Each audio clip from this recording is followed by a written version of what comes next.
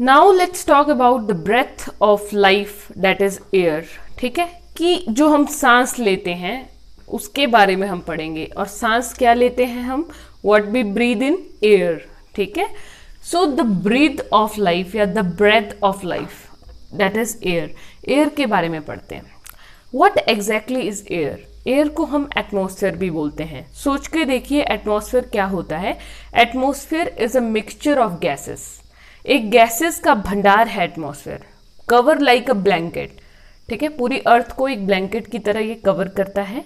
और क्या है ये? मिक्सचर ऑफ गैसेस है। अब कौन कौन सी गैसेस एटमॉस्फेयर में है आपने सुनी भी होंगी। सबसे पहले तो हम लोग इनहेल करते हैं, that is oxygen. Okay, now and second is carbon dioxide, जो कि प्लांट्स इनहेल करते हैं। दो इंपॉर्टेंट गैसेस जो हमें पता है, ठीक है, जो हम breathe in and breathe out करते हैं। Next is nitrogen. नाइट्रोजन का कॉम्पोजिशन बहुत ज़्यादा है। ठीक है, नाइट्रोजन बहुत ज़्यादा प्रेजेंट है। Next is water. वाटर भी ज़्यादा है। नाइट्रोजन 78% के करीब है, oxygen 21% approximate, carbon dioxide is approximate 0.03%। ठीक है, एंड वाटर वेपर्स। ओके, ये सारी कॉम्पोजिशन है। इस तरह से इसका कॉम्पोजिशन है। मीन सबसे ज्यादा नाइट्रोजन है, फिर ऑक्सीजन, फिर कार्बन डाइऑक्साइड सबसे कम, और वाटर वेपर फिर। ठीक है, नाउ ऑक्सीजन कहाँ से आती है और कार्बन डाइऑक्साइड कहाँ से आती है? देखो, ऑक्सीजन तो एयर को ही बोलते हैं। ठीक है, हवा में ही ऑक्सीजन प्रेजेंट है, लेकिन कार्बन डाइऑक्साइड जो एटमॉस्फेयर में वो बहुत कम है। अब ऐसा क्यों होता है? देखिए, जो ऑक्सीजन है उसके यूजेस बहुत हैं। ऑक्सीजन यूज करते हैं ग्लूकोज की ब्रेक डाउन करने के लिए यूज होता है। ठीक है, ग्लूकोज क्या है? Source of energy. ठीक है, किसी को अगर चक्कर आ जाता है तो उसको जगाने के लिए क्या करते हैं? ग्लूकोज पिलाते हैं, उसको ग्लूकोज चढ़ाते हैं, ग्लूकॉन डी पिलाते हैं। ठीक है, तो ऐसा क्यों होता है? बिकॉज वो एक सोर्स ऑफ एनर्जी है। तो ग्लूकोज की ब्रेक डाउन करता है सेल में ऑक्सीजन। ठीक है, सेल कौन से? यूकैरियोटिक एंड प्रोकैरियोटिक दोनों। Next is combustion. कंबस्शन क्या होता है? बर्निंग। ये फॉरेस्ट फायर भी हो सकती है, और जो नॉर्मल ह्यूमन बींग्स बर्निंग करते हैं उसके दौरान भी ऑक्सीजन का यूज होता है। तो ऑक्सीजन का यूज एक इस प्रोसेस में, एक इस प्रोसेस में, और इन दोनों प्रोसेस में ऑक्सीजन तो यूज होती है, लेकिन रिलीज क्या होता है? The carbon dioxide is released. ठीक है, कार्बन डाइऑक्साइड रिलीज होती है, एंड इसका कॉम्पोजिशन इतना है। And it is used by the green plants and marine animals, therefore it's concentration in the atmosphere is less. Okay, देखिए इतनी प्रोसेसेस हो रही हैं तो कार्बन डाइऑक्साइड ज्यादा होनी चाहिए, बट स्टिल इसका कंसेंट्रेशन बहुत कम है। ऐसा क्यों है? क्योंकि बहुत सारे ग्रीन प्लांट्स और मैरीन एनिमल्स इसको यूज कर लेते हैं। मैरीन एनिमल्स जो है वो कार्बोनेट की फॉर्म में इसको यूज करते हैं, अपना शेल बनाते हैं, एग का शेल वो। ठीक है, और कई बार मैरीन एनिमल्स नॉर्मल अपना स्ट्रक्चर भी बनाते हैं, जैसे कोरल रीफ्स हैं, वो बने ही कैल्शियम कार्बोनेट से होते हैं। कार्बोनेट क्या है? कार्बन डाइऑक्साइड वाले कंपाउंड। ग्रीन प्लांट्स तो यूज करते हैं फोटोसिंथेसिस के लिए। ठीक है, तो इस सारी प्रोसेस में इतना ज्यादा कार्बन डाइऑक्साइड यूज हो जाता है कि एटमॉस्फेयर में इसका कंसंट्रेशन हमें कम मिलता है देखने को। ओके, एंड नाइट्रोजन का सबसे ज्यादा मिलता है। Oxygen is approximate 21%। So this was all about the air. Now let's discuss about role of atmosphere in climate control. ठीक है, क्लाइमेट कंट्रोल में एटमॉस्फेयर का क्या रोल होता है? देखिए, बहुत बड़ा रोल होता है। क्या है कि ये हमारे टेम्परेचर को रेगुलेट करता है। अगर हवा चलती है तो टेम्परेचर क्या होता है? ज़्यादा तेज़ हवा है तो हमें ठंड महसूस होती है। ठीक है, ठंडी हवा चलेगी तो ठंड महसूस होती है, गर्म हवा चलती है तो गर्मी लगती है। ठीक है, लेकिन सिंपल सी बात है कि कैसे टेम्परेचर रेगुलेट हो रहा है, कि अर्थ क्या करती है, कैसे क्लाइमेट को कंट्रोल कर रही है? Bye regulating the temperature of the earth. कैसे? दिन में टेम्परेचर जो है वो बहुत ज़्यादा इंक्रीज ना करके, और नाइट में टेम्परेचर बहुत ज़्यादा डिक्रीज ना करके। अर्थ एयर क्या करती है? टेम्परेचर को या क्लाइमेट को कंट्रोल करती है। नाइट में क्या होता है? Slow down the heat escape. कि नाइट में टेम्परेचर जो है वो क्यों मतलब इतना ज्यादा कम भी क्यों नहीं हो जाता है? क्योंकि हीट एस्केप हो रही है। यस, हीट बाहर तो निकल रही है एटमॉस्फेयर से, लेकिन इतने ज्यादा फास्ट रेट में नहीं निकलती है। धीरे धीरे हीट निकलती है एटमॉस्फेयर से बाहर, तो मतलब कुछ हीट बची रहती है, इसलिए इतना ज्यादा भी डिक्रीज नहीं हो जाएगा। ठीक है, समझ रहे? इतना ज्यादा भी टेम्परेचर डिक्रीज नहीं करेगा। सिमिलरली दिन में ऐसे होता है कि हीट का एब्जॉर्प्शन बहुत ज्यादा भी नहीं होता है दिन में। तो दिन और नाइट का साइकिल जो है वो एक अंडर कंट्रोल है, अंडर कंट्रोल ऑफ एटमॉस्फेयर। ठीक है, इस वे से ये टेम्परेचर को रेगुलेट करता है। अब जैसे जो मून है और जो सन है और उसके बीच का distance is equal to the distance between the earth and the moon, ठीक है, मतलब दोनों के बीच का डिस्टेंस क्या है, इक्वल है।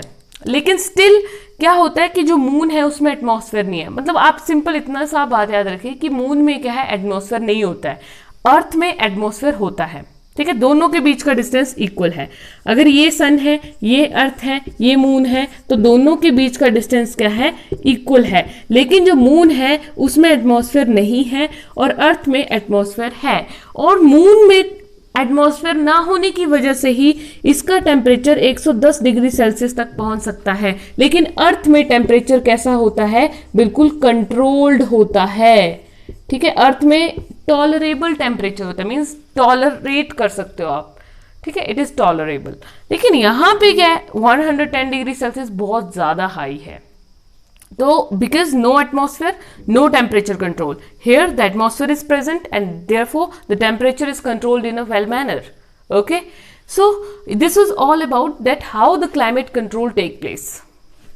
In today's lecture, we will discuss about the movement of air, that is winds. ठीक है, जब हवा चलती है और बहुत तेज चलती है तो उन्हें हम winds का नाम देते हैं, ठीक है, आपने सुना होगा। And both are different terms, air अलग चीज़ है और विंड अलग चीज़ है। ओके, विंड एयर का मूवमेंट है। एयर क्या होती है, air may be the mixture of gases, air is the mixture of gases. Oxygen gas है, उसको हम एयर में कंसिडर करेंगे, कार्बन डाइऑक्साइड को भी हम एयर में कंसिडर करेंगे, ये सारी एयर है। लेकिन जब ये सारी चीज़ें मूव करती हैं, तेज फ्लो में मूव करती हैं, उसको हम विंड्स बोलेंगे। The movement of air causes winds और the movement of air is known as winds. okay? सो देखिए क्या होता है, इसके डिफरेंट डिफरेंट कारण हैं कि ये विंड्स क्यों क्रिएट होती हैं। विंड्स में भी ऑफ लाइक सॉफ्ट से लेके हार्ड विंड्स हो सकते हैं। सॉफ्ट ऐसा नहीं कि छूने में सॉफ्ट होंगी, कहने का मतलब है हार्श विंड से लेके बिल्कुल लो लेवल की विंड्स हो सकती हैं, ब्रीजेस होती हैं, स्टॉर्म होते हैं, ये सारी डिफरेंट डिफरेंट टर्म्स हैं। डिफरेंट करता है कि उनका रेंज फ्रिक्वेंसी कितना है आने का, ठीक है। तो किस तरह से मूवमेंट होता है, क्यों ये विंड्स बन रही हैं, इसके डिफरेंट डिफरेंट कॉजेज हैं। So let's talk about the first cause. Okay, first cause थोड़ा डिटेल में है, सेकंड और थर्ड कॉज जस्ट आपने याद रखने हैं। First cause, very important cause जो विंड्स फॉर्मेशन का है, that is the changes due to the heating of the air. ठीक है, क्या होता है कि एयर जो है वो लगातार हीट होती रहती है। क्यों? क्योंकि सनलाइट पड़ती है ना, सन की वजह से रेडिएशंस भी ट्रैप हो जाती हैं। सारी रेडिएशंस क्या करती हैं, ट्रैप हो जा रही हैं एटमॉस्फेयर में, तो वो रिफ्लेक्ट बैक कर रही हैं। कहने का मतलब रेडिएशंस बाउंस बैक करती रहती हैं एटमॉस्फेयर में, ठीक है। लैंड से टकराएंगी या किसी वाटर बॉडी से टकराएंगी, फिर से ऊपर जाएंगी, फिर से मतलब एटमॉस्फेयर में जाएंगी, देन फिर से लैंड या वाटर से टकराएंगी एंड देन फिर से एटमॉस्फेयर में जाएंगी। इस तरह से ये प्रोसेस चलता रहता है। अब हमें पता है कि लैंड या वाटर पे तो क्या होता है, सन की किरणें पड़ती हैं, तो जो सन की रेज उस पर पड़ रही हैं उसकी वजह से एक हीटिंग इफेक्ट प्रोड्यूस होता है। Okay, and this heating effect leads to the formation of the winds. How? Changes due to the heating of the air, कि एटमॉस्फेयर में क्या होता है, बहुत सारे परिवर्तन आते हैं because of the heating of the air. Air जो है वो गर्म होती जाती है, उस वजह से इसमें चेंजेस आते हैं। And the formation of water vapours, ठीक है। देखो ना क्या होता है, कोई भी चीज अगर आप पानी गर्म करते हो, इसको कैसे हम ले सकते हैं, सपोज कीजिए आपने पानी गर्म किया, ठीक है, पानी गर्म करने रखा है, थोड़ी देर बाद वो उबलना शुरू हो गया, दैट मीन्स वाटर वेपर्स बनना शुरू हो गए। वैसे ही यहाँ होगा कि आपने एयर जो है, मीन्स जो एटमॉस्फेयर है उसमें एयर हीट हो रही थी, लेकिन कुछ देर के बाद वहां भी वाटर वेपर बनना स्टार्ट हो जाएंगे। वाटर वेपर का बनना क्या मतलब होता है कि एयर जो है वो ऊपर उठना शुरू हो जाएगी, राइज करेगी, ठीक है, जैसे कि धुआं राइज करता है ऊपर की ओर, चारों तरफ फैलता है धुआं, तो ठीक है। सिमिलरली एयर जब राइज करती है तो वो भी डिफरेंट डिफरेंट डायरेक्शंस में स्प्रेड करेगी, ठीक है। मेनली वो अपवर्ड राइज करती है। And all this because of the, ये सारा जो हीटिंग प्रोसेस होता है ना, हीटिंग हो रही है सन की वजह से, किरणें पड़ रही हैं, उसकी सन की रेज पड़ रही है लैंड या वाटर बॉडी पे, तो हीटिंग हो रही है, ठीक है। हीटिंग की वजह से क्या हो रहा है, एयर मूव कर रही है ना, वाटर वेपर बनेंगे ना। वाटर वेपर का बनना क्या होता है कि मूवमेंट हो रहा है पार्टिकल्स का from one place to another place.